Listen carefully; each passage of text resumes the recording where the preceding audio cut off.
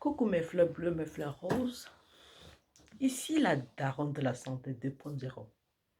Dans cette vidéo, je veux vous montrer comment on fait le lavage nasal chez les enfants. Alors, pourquoi je décidé de faire cette vidéo? Parce que je reçois les histoires des mamans, comme par exemple une maman qui m'écrit et me dit donc s'il te plaît, je suis en dépression, je voudrais savoir comment gérer mon enfant. Depuis que ma fille est née, elle a 3 semaines aujourd'hui, elle a la grippe, on est allé voir les médecins, on a donné les médecins, on est allé prendre elle ne dit pas, on est allé voir les médecins, il faut que je rectifie parce que c'est comme si ce sont les médecins qui prescrivent, parfois ce ne sont même pas les médecins. Oh, j'ai donné telle chose à mon enfant, j'ai donné telle chose. Et moi je m'indigne toujours, maman, l'enfant a 3 semaines, tu lui donnes quoi? Et puis je demande, maman, l'enfant a la fièvre? Non, l'enfant n'a pas la fièvre. Mais pourquoi tu lui donnes quelque chose? Pourquoi? L'enfant ne chauffe pas. L'enfant a la grippe. Tu lui donnes des choses, pourquoi? Elle me dit, je fais comment? L'enfant souffre, l'enfant a des difficultés à respirer. Je dis, ok. Alors j'ai compris le réel problème. C'est que les mamans ne sont pas au courant que, les parents en général, que lorsqu'un enfant a moins de 2 ans, on ne lui donne pas les antibiotiques si l'enfant n'a pas de fièvre. Ça veut dire que si l'enfant a la grippe, simplement, hein, et un peu de tout, tu fais des choses naturelles. Ça veut dire que tu couvres bien ton enfant, tu évites que l'enfant ait froid ici, mais surtout, tu lui fais le lavage nasal à chaque fois. Donc, dans cette vidéo, je m'en vais montrer aux mamans comment on fait le lavage nasal et je vous assure, ça fonctionne à 100%.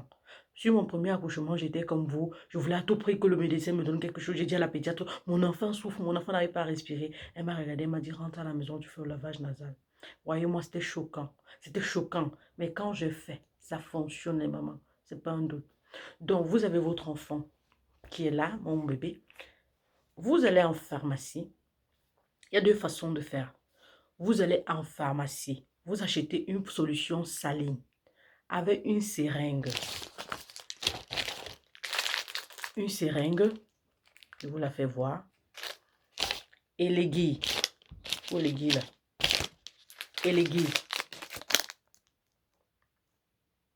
Ok?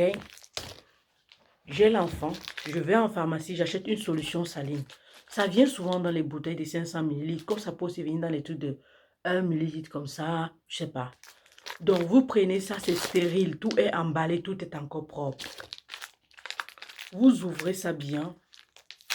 Ça n'a pas besoin d'être stérile, mais que ce soit propre. Vous ouvrez, ok? Vous mettez l'aiguille, comme ça. Vous enlevez ça. Vous aspirez. Supposez que je casse ceci. Vous mettez à l'intérieur, vous aspirez. Quand vous finissez d'aspirer, c'est propre, c'est bien. De peur de vous piquer, vous remettez à l'intérieur du capuchon. Vous enlevez l'aiguille.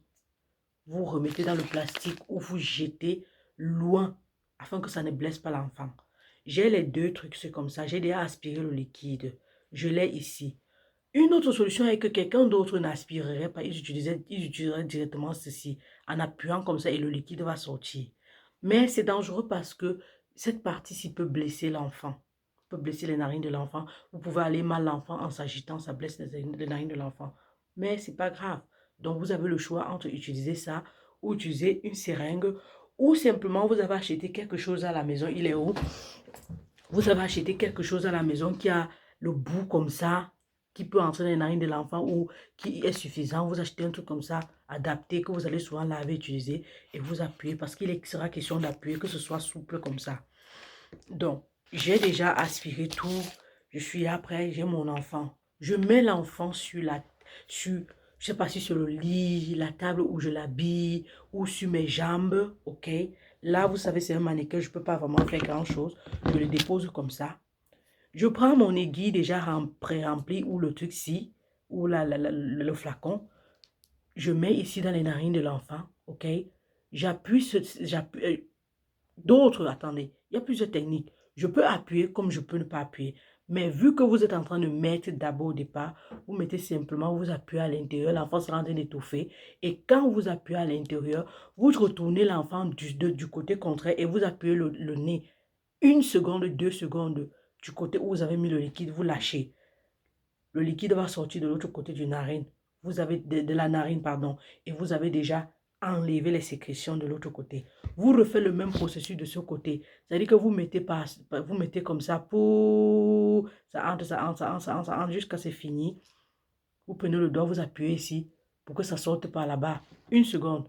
Vous appuyez, ça sort, l'enfant va s'agiter. C'est pas que le bébé sera calme comme celui-ci, non. Il sera de s'agiter, se défendre parce que vous voulez le tuer, bien sûr. Selon lui, vous voulez l'étouffer. Donc, après ça, l'enfant va être mal à l'aise. Ne vous inquiétez pas. Ça ne fait aucun mal à l'enfant. Tout au contraire, ça retire les sécrétions et l'enfant respire bien. Et lorsque vous êtes en train de le faire, vous êtes allé en pharmacie, vous avez acheté un Vicks. Le Vicks, c'est quoi? Voilà, je vous fais voir le Vicks dans cette vidéo. Vous avez le Vicks ici. Ce Vicks Vapor-ci, ce n'est pas pour les enfants de moins de 2 ans. C'est pour les enfants de plus de 2 ans. En pharmacie, vous trouvez pour les enfants de moins d'1 an, de 3 mois. Adapté à l'âge de l'enfant. Faites attention parce que ça peut créer les convulsions à l'enfant. Vous utilisez ça à l'âge de l'enfant. Vous mettez ici au niveau de la poitrine. Vous mettez au niveau du dos simplement. Ne mettez pas ici. Parce que si l'enfant aspire, l'enfant peut faire les convulsions. Ne mettez pas ici. Non. Et achetez ce qui est adapté à l'âge. Dans ce pays-ci, c'est le Vicks. Dans d'autres, ça peut être le menthol. Je ne sais pas trop quoi. Mais allez en pharmacie. Parce que quand il s'agit des enfants, c'est délicat. Donc, je vous ai montré comment on fait le lavage nasal de façon professionnelle, à la médecine, parce que je suis infirmière, je vous explique. Maintenant, de façon artisanale, vous pouvez ne pas avoir tout le matériel, vous n'avez pas l'argent pour acheter. Vous prenez, vous lavez vos mains. Vous chauffez de l'eau, vous tiédissez. L'eau doit être vraiment tiède, tiède, tiède. Vous mettez dans un gobelet propre ou dans une tasse. Vous avez lavé vos mains. Vous mettez un peu de sel à l'intérieur. Vous prenez ça avec vos doigts comme ça, en gouttelette. Vous mettez dans les narines de l'enfant. Mais sans appuyer que ça sorte, non. Vous mettez d'un côté 2, 3 gouttes. De l'autre côté, même chose. Et vous laissez l'enfant. Ça va couler simplement. Je sais que vous allez choisir la deuxième possibilité. Mais il peut arriver que les sécrétions de l'enfant sont tellement fortes que l'enfant a besoin de respirer et il faut une petite pression. Parce que cette seringue que vous utilisez, ou alors que ce flacon, ou alors cette boîte-ci que je vous ai montré, c'est effectivement à mettre une petite pression qui va faire sortir ça. Mais j'ai utilisé les deux méthodes chez mes enfants, chez mon fils. J'utilisais les mains et mon deuxième enfant, j'utilisais les mains, je mettais, après quelques minutes, ça coulait et puis je nettoyais. Chez la fille, j'étais encore très naïve, j'utilisais la méthode si j'étais rigoureuse et tout, tout. Après, avec l'expérience, on apprend beaucoup. Donc, j'espère que cette vidéo va vous servir, les mamans. Et j'espère que dans cette vidéo, j'espère que à partir de là, vous n'allez plus stresser parce que c'est un réel stress pour les parents. Donc, je vous invite massivement à partager, à liker, à vous abonner à ma chaîne YouTube Santé et Prévention et à ma chaîne Facebook et à ma page Facebook Santé et Prévention. Mais surtout, suivez-moi sur TikTok, la daronne de la santé 2.0. Ici pour vous sensibiliser. Mettez vos bagages là-bas derrière. Je vais ranger pour les personnes qui sont encore nouvelles sur cette page. Abonnez-vous massivement parce que c'est ça qui me donne la force. Je vous aime très fort. Bisous. On se revoit la prochaine fois. Cheers.